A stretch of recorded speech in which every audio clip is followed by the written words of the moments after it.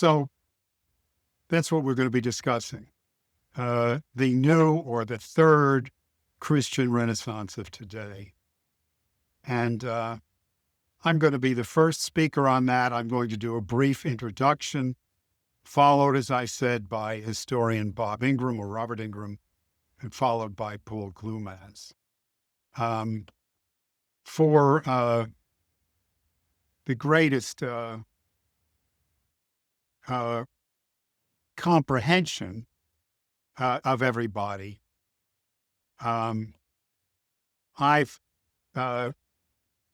put my remarks on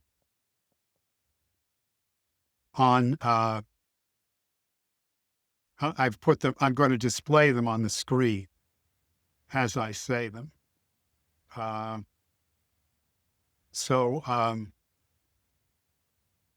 This is again an introduction to our series, the Third Christian Renaissance. And it's basically a series of questions. Is this the Third Christian Renaissance? We're celebrating our nation's 250th birthday this year with a new spirit. At the same time, we're pushing forward President Trump's MAGA revolution towards and beyond the critical midterm elections. The question arises, what does this movement mean in the long span of American history since the Pilgrims arrived here in 1620? Is this the Third American Revolution? Is this the Third American Revolution, as Lyndon LaRouche, the late Lyndon LaRouche, and the much maligned Heritage Foundation president Kevin Roberts have said? LaRouche and Roberts reckon the Civil War struggle and victory as the Second American Revolution, and say what we have today, led by President Trump, is a Third American Revolution. And this requires deep study and thought. But beyond that, to our topic today, with political revolutions come spiritual revolutions. Even beyond that consideration, in the final paragraph of his 1821 paper called Defense of Poetry, which Lyndon LaRouche cited repeatedly, the great poet Percy Shelley wrote that great liberating political revolutions are accompanied by great spiritual revolutions as well. Is that happening now? Relatedly, what is the connection between the innermost ideas of the individual on the one hand and the long-running processes of history on the other? Can the little wheel of one person's inner mental life drive the big wheel of history in the world? How would this be possible? For instance, in the aftermath of Charlie Kirk's assassination, millions of people committed themselves powerfully to Christ and simultaneously to a whole-of-life dedication to MAGA. They suddenly understood that the distinction between personal, public, religious, or political life, they suddenly understood that there was no distinction between personal, public, religious, or political life, between belief and action. Just as Thomas à Kempis had said in his book, Imitation of Christ, in 1418 or 27. Just what Lyndon LaRouche had always represented, as Donald Trump does today. Going further, what does this moment mean for world history as a whole? Could it be that our current moment and our lives now are a turning point for recorded history, or for the period since the glaciers withdrew 12,000 years ago, roughly?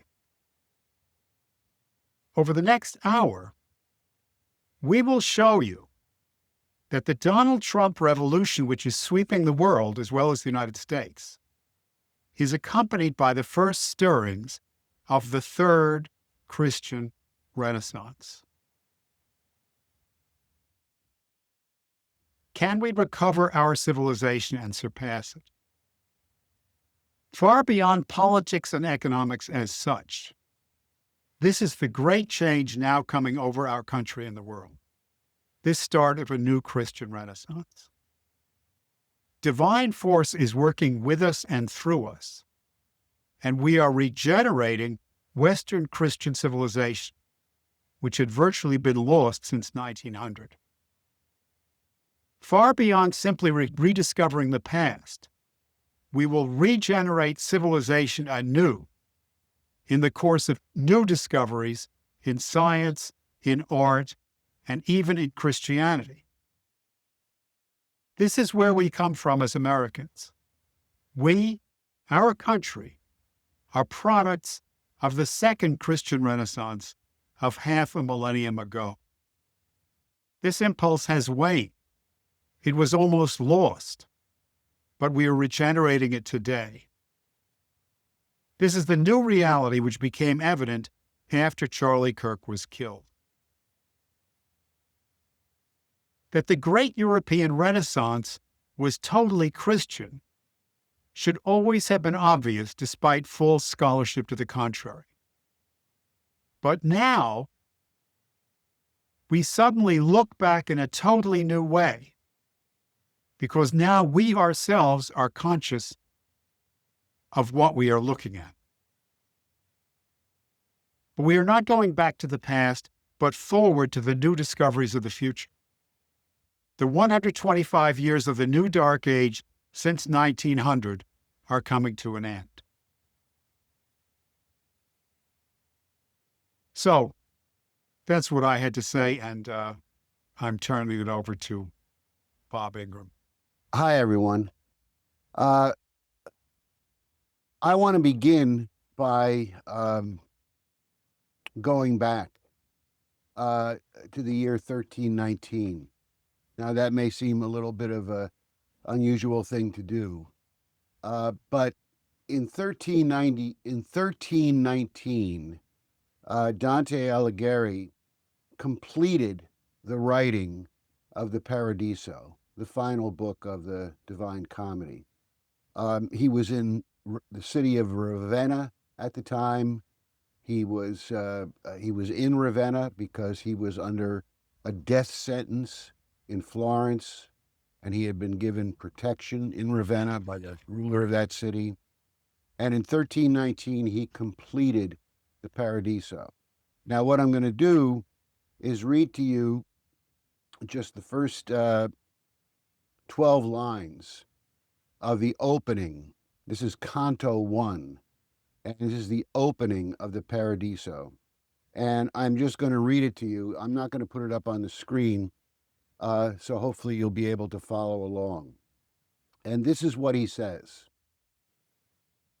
The glory of him who moves all things pervades the universe and shines in one part more and in another less. I was in that heaven which receives more of his light. He who comes down from there can neither know nor tell what he has seen, for drawing near to its desire, so deeply is our intellect immersed that memory cannot follow after it. Nevertheless, as much of the holy kingdom as I could store as a treasure in my mind shall now become the subject of my song. Shall now become the subject of my song. And that is how Dante opens the Paradiso. This was the beginning of what we know today as the European Renaissance. This is where it all came from. And from the very beginning, it was deeply Christian. If you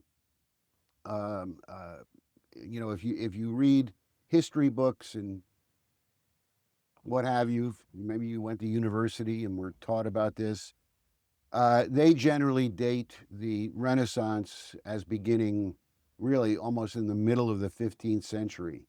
Um, and it's all about the revival, the rediscovery, the translations, and the revival of ancient Greek and Roman learning, particularly Plato, but also many, many, many other people. And that this is what created the Renaissance. But this is simply not true. And it's really very easy to prove it's not true. Um, it all flows out of Dante, and you also see it very, very clearly in Dante's collaborator, Giotto Bondone, who began the revolution in painting in his frescoes and other works. Um, uh, uh, that what you are witnessing, you know, I, I don't know how many people who are on this call tonight have ever read the Divine Comedy. Uh, it is a work that affected me in my life more than anything else I've ever read. And it is a deeply religious work, deeply religious work. And in the frescoes and other artistic works of Giotto Bondone, in his famous fresco at the Scrovigny Chapel, um, and many of his other works, you see the same thing. What you are seeing is a rebirth of Christianity at a moment of crisis, at a moment of great crisis, an intervention that is being made into society. Now, in 1374, so this is about 50 years or so after the Divine Comedy was completed, in 1374, a man named Gerard Groot, um, uh, who was based in the Netherlands, or in what was then the Greater Netherlands, founded a new movement, a religious movement. It was called Devotio Moderna, modern devotion. And uh, this, under his leadership, this movement spread very rapidly. And it led into the creation of an organization called the Brethren, or the Brotherhood of the Common Life. One of the leaders of the Brethren of the Common Life in 1427 published a work which Tony mentioned called The Imitation of Christ. You may or may not know this, but The Imitation of Christ is one of the most influential works in the history of Christianity, and I mean that. Studied intensively by many, many people, widely published for over hundreds of years. And he wrote The Imitation of Christ in 1427. Now, Thomas à Kempis was not some isolated religious leader who was just wrapped up in religion and was ignorant of other things. Um, he was a scholar. He read Plato. He read many other things. He was an extremely accomplished intellectual. But this is what he says in The Imitation of Christ. He says, quote, well-ordered learning is not to be belittled, for it is good and it comes from God. But a clean conscience and a virtuous life are much better and more to be desired. On the day of judgment, we will not be asked what we have read, but what we have done.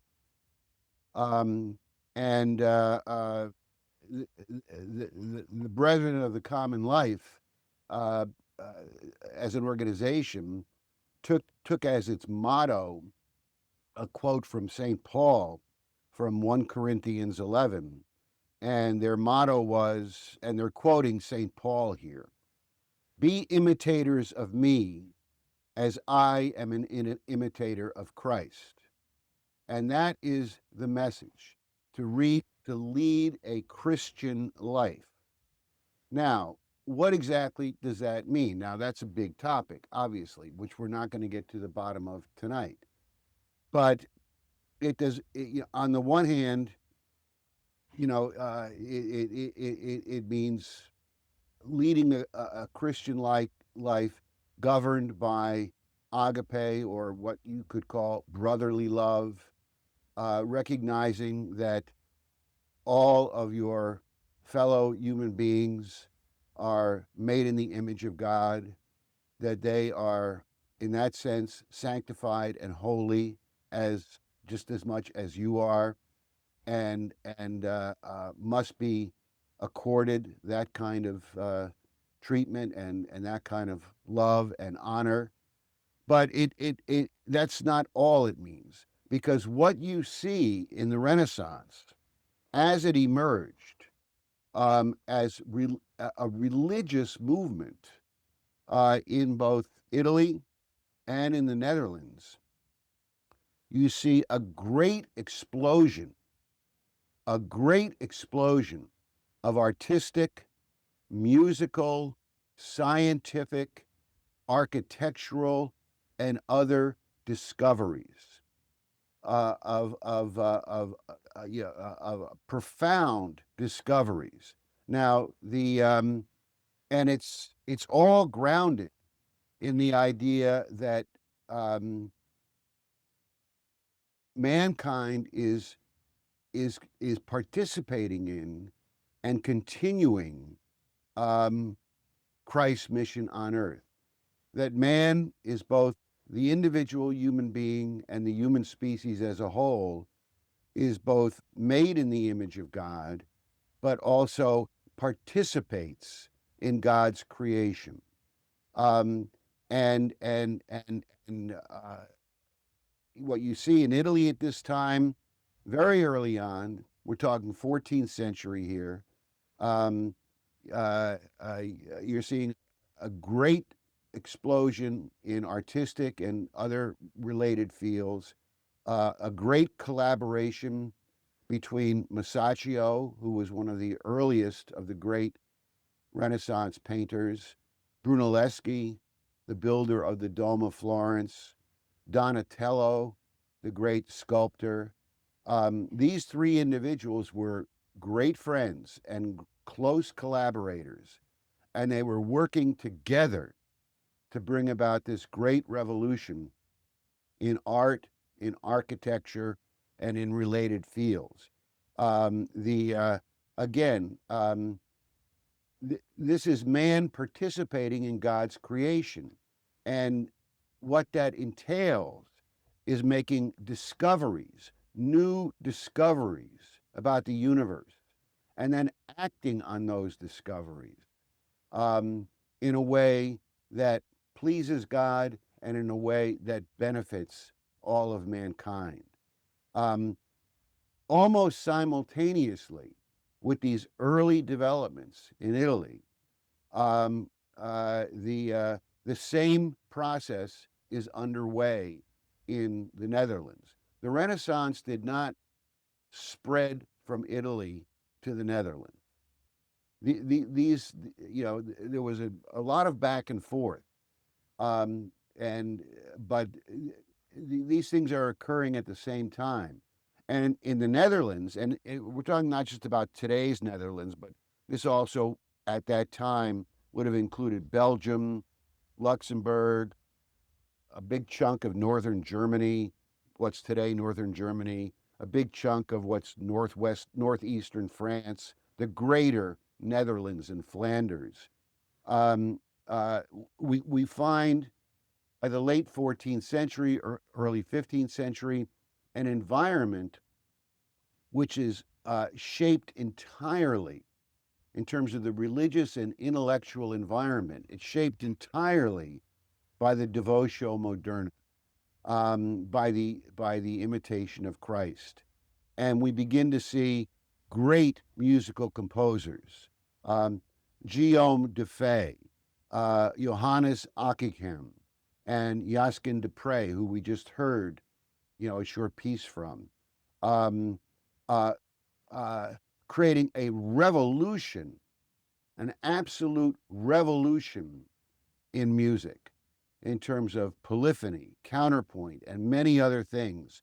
And almost all of this music, I mean, really, I would say close to 100% of this music is devotional music, but it's breaking out of the strictures of Gregorian chant, and it is elevating a dialogue between voices, um, to a higher level of worship and understanding. And you also see in the Greater Netherlands the emergence of great artists, just as in Italy. Robert Campen, who's not well known today, but he was one of the earliest. He did a lot of altar pieces. Roger van der Weyden, John van Eyck, Hugo van der Goes. Again, it is an explosion of human creativity, but it is very much designed, or it is very much part of, um, a revolution in society, to return this country, or to return European society, European culture, the population, to uplift them, to educate, and to return them to a true Christian devotion. Now, I want to say just a word about this. I'm not going to dwell on it, but I mean, if you think back, if you know much about this, if you think back to the pre-Christian centuries, the pre-Christian millennia, what do you find? And I'm not going to talk about China or India, because that you're talking about something which is completely different. I'm talking about European, Mediterranean, Middle Eastern, um, you know, uh, society and culture. And what do you find? You find these ancient pagan religions and cults, out of Babylon, out of Egypt, out of many other places. You have in Greece, you have the Olympian gods, the temple at Delphi, or wherever it is. Uh, um, and if you examine this, what do you see?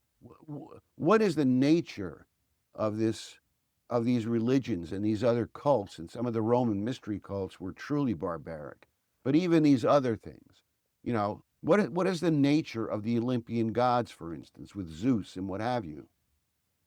What you have are is an absolute division, an absolute wall of separation between the deities and the human race. The gods are all powerful. They act arbitrarily.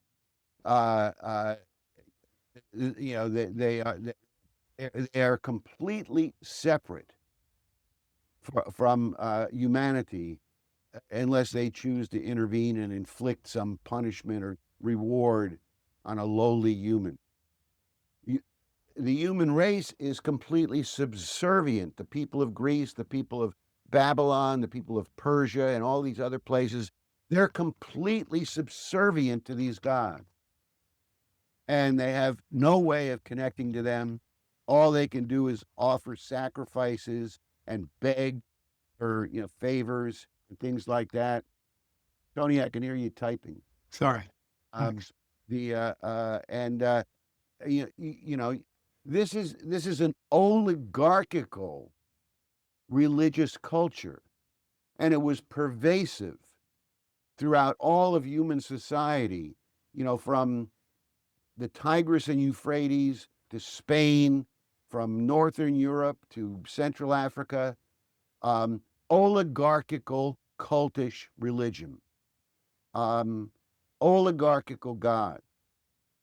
And what happens with Jesus Christ, without getting into the theology, without discussing the theological things, but what is one of the most profound things that happened? The new dispensation of Jesus. What is that? Well, first off, Jesus is both man and God. He's both man and God. And he breaks the separation between God and human beings. He breaks that separation. And by walking in the image of Christ, you then participate in the divine. You then participate in really in the you become a participant and an actor in God's creation. And that is what you see, well, first of all, with the beginning of Christianity, but that is what you see revived in a powerful, profound way with the European Renaissance. Now, there's a lot more that could be said about this. Obviously, I'm scratching the surface, but I'm going to move on because I want to get to America. In 1620, the Pilgrims sailed for America. This was the year that the Mayflower Compact was signed. And what is their purpose? Sure, they were being persecuted and all these other things, but why did they come here? What was their mission? What was their purpose? It was to do God's work on earth, to create a new society, a new revolutionary type of society, which was not possible in Europe, controlled by oligarchy, to come here in freedom and to create a new revolutionary society grounded in Christian principles. That was what they were doing. And when they left Holland, their pastor, John Robinson, wrote them a farewell letter. And the Mayflower Compact was actually based on this letter. But he wrote them a farewell letter because he didn't go with them. He was the leader, the religious leader of the Pilgrims, but he did not go with them to the New World. And he wrote them a farewell letter. And I'll read you a short excerpt from what he said. He says, "After this heavenly peace with God and our own consciences, we are careful to provide for peace with all men what in us lieth, especially with our associates. Your intended course of civil community will minister continual occasion of offense, and will be as fuel for that fire, except you diligently quench it with brotherly forbearance, that with common employment you join common affections, truly bent upon the general good, avoiding as a deadly plague all retiredness of mind for one's own personal advantage. Whereas you are become a body politics, using among yourselves civil government, let your wisdom and your godliness appear, not only in choosing such persons as do entirely love and will promote the common good, but also yielding unto them all due honor and obedience in their lawful administration." And then that's all I'm going to read from that. But then after the first year at Plymouth, first horrible year in which about half of the colonists died, when news of this got back to Robinson in the Netherlands, he wrote them another letter, and I'll just read to you 2 sentences from it. He says, he's just heard the news that half of the people in the colony died during the first year. And he says, "Much beloved brethren, the deaths of so many, our dear friends and brethren, Oh, how grievous hath it been to you to bear, and to us to take knowledge of. But let it not be grievous to you that you have been instruments to break the ice for others who come after with less difficulty. The honor shall be yours to the world's end. The honor shall be yours to the world's end. That was the Pilgrim mission in 1620. They were acting on behalf of the future of civilization, the future of the human race. Now, what I'm going to conclude with, and you could put this up on the screen now, Tony, Will do. is I just want to read to you the entirety, about 2 pages, of George Washington's Thanksgiving Proclamation of 1789. This is Washington's first year in office as president. And he issued this proclamation calling for a celebration of Thanksgiving. And this is what he wrote, and you can read along. Whereas it is the duty of all nations to acknowledge the providence of Almighty God, to obey his will, to be grateful for his benefits, and humbly to implore his protection and favor. And whereas both houses of Congress have by their joint committee requested me to recommend to the people of the United States a day of public thanksgiving and prayer to be observed by acknowledging with grateful hearts the many signal favors of Almighty God, especially by affording them an opportunity peaceably to establish a form of government for their safety and happiness. Now, therefore, I do recommend and assign Thursday, the 26th day of November next, to be devoted by the people of these states to the service of that great and glorious being, who is the beneficent author of all good that was, that is, or that will be, that we may then all unite in rendering unto him our sincere and humble thanks for his kind care and protection of the people of this country previous to their becoming a nation, for the signal and manifold mercies and the favorable interpositions of his providence, which we experienced in the course and conclusion of the late war, for the great degree of tranquility, union, and plenty which we have since enjoyed,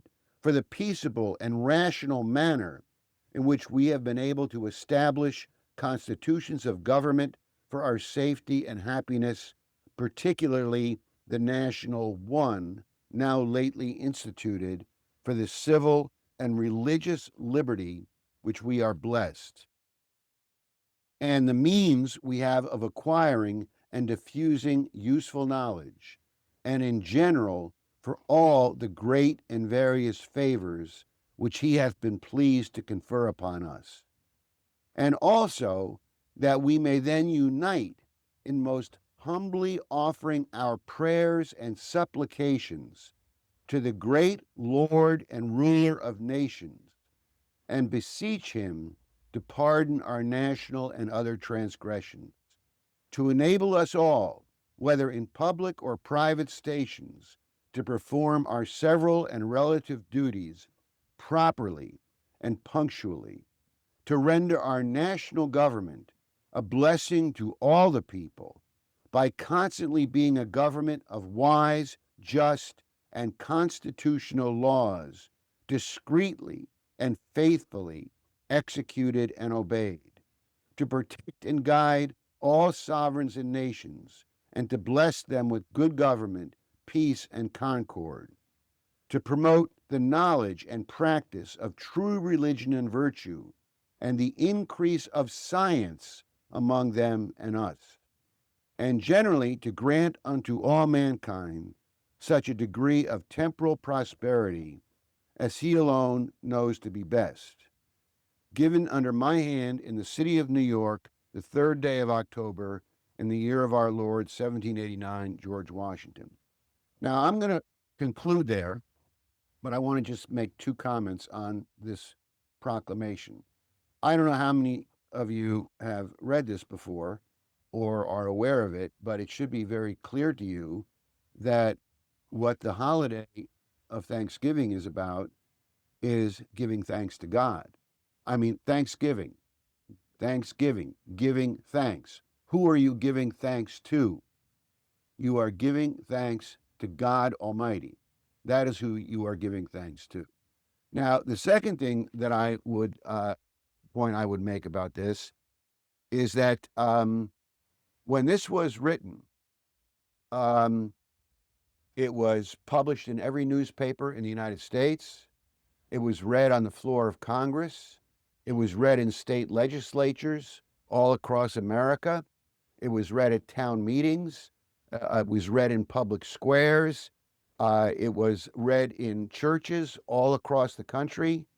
It was proclaimed, and it was read and studied everywhere.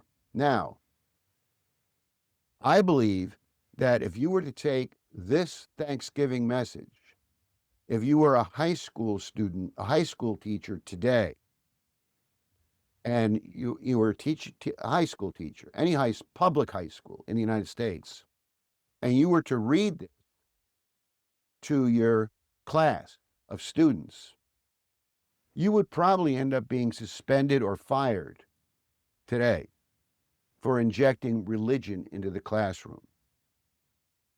You're not allowed to do that. So this is how far we've come. And this is the point at which we need to begin to turn all of that around. So I'll turn it over to Paul. Thanks so much, Bob. Okay, thank you. So this part is on the attack on Christianity that occurred beginning not long after or around the time that our republic was founded. And I'm going to focus on 2 features. One was the Romantics and the Transcendentalist assault on Christianity, and the other is on the Darwinian Huxley attack on Christianity. So I'll start with the Romantic and Transcendental assault on Christianity. Transcendentalism and Romanticism began emerging in the U.S. in the 1820s. The philosopher Immanuel Kant in the late 1700s was a key influence. He developed the idea of transcendental idealism.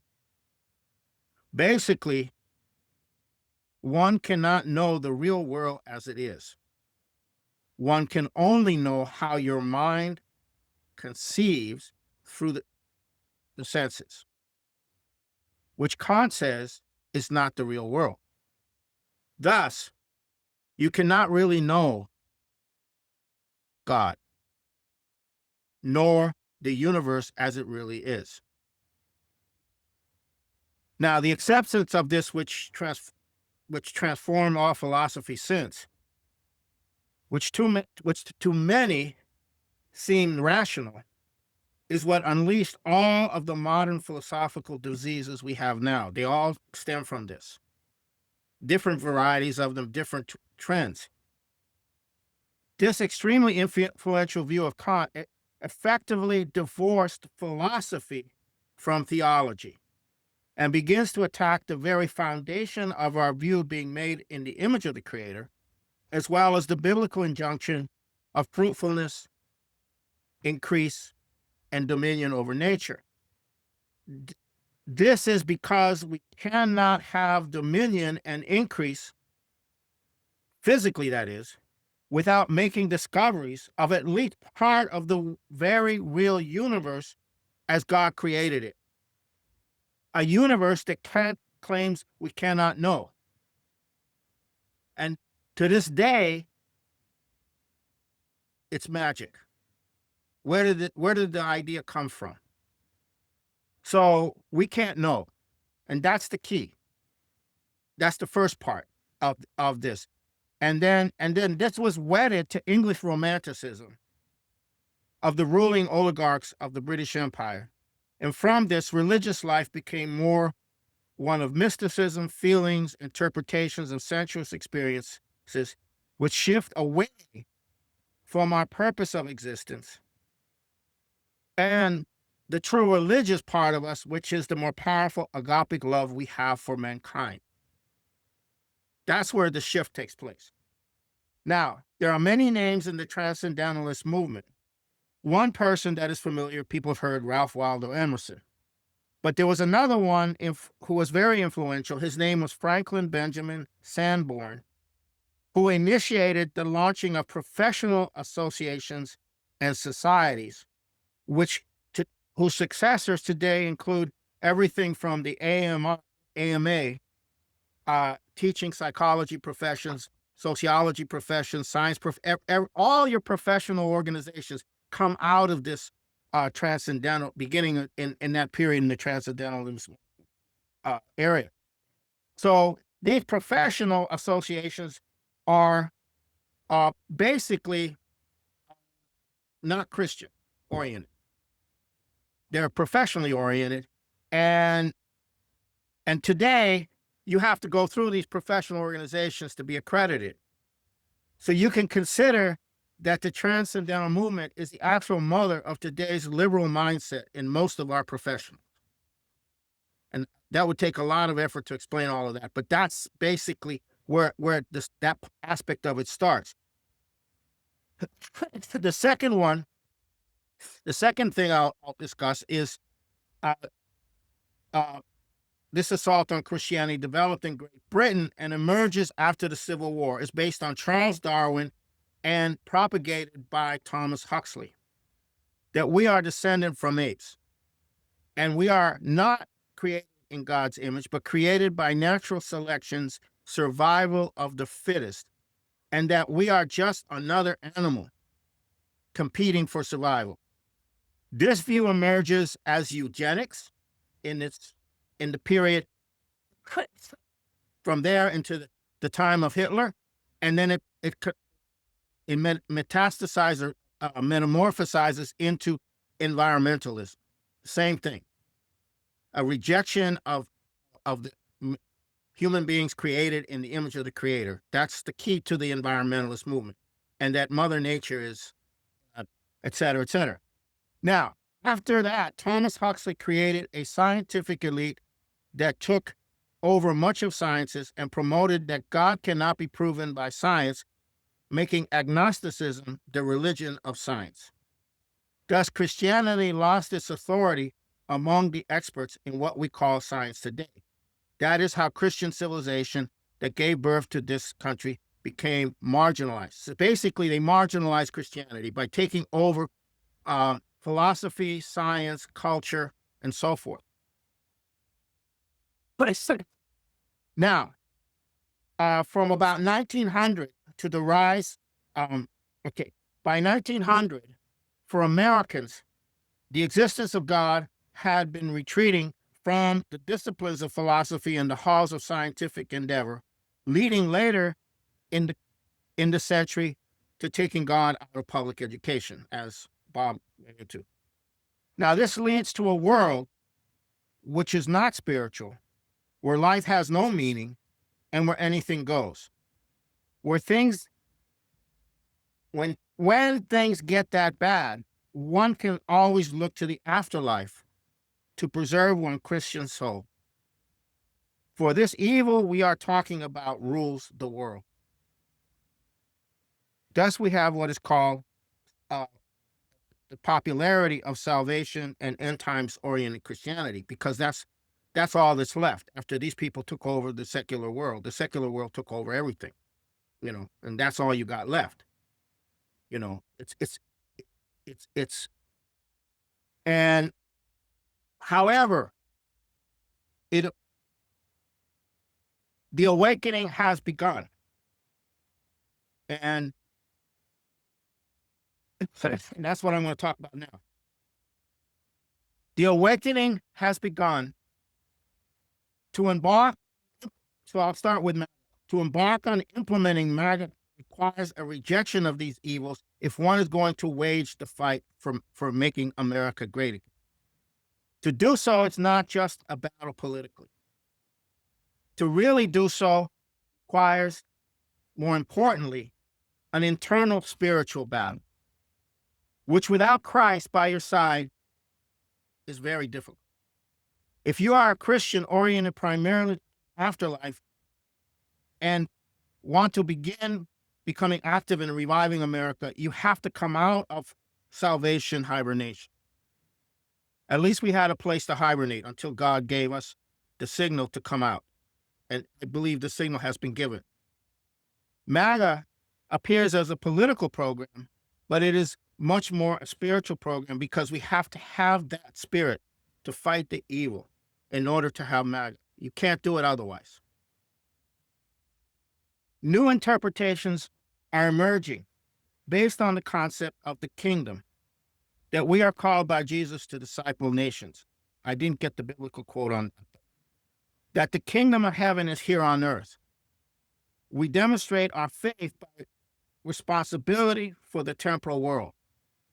Some call this biblical citizenship, the basis of good government and self-government. We saw this in Charlie Kirk and the emergence in the youth of a desire to fight and not accept evil. And believe me, it is evil. In our next class, we will go into taking on the experts that have driven Christ out of everything from culture, science, and art, and begin to discuss what a Christian Renaissance might look like as we recapture those areas. As Christian, God and Christ are real. And knowing them, and having the agapic passion that exists in Christ to sacrifice for us, as we sacrifice for the future of our grandchildren, is how we improve and create a better world, especially how we make America great again. I'll stop there. It's short. Thank you.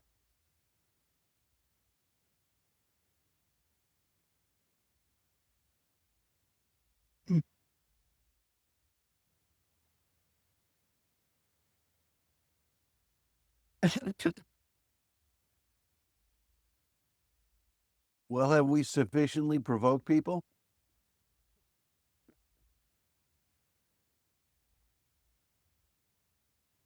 We want to hear from you. Yeah. We're about to go into a discussion period.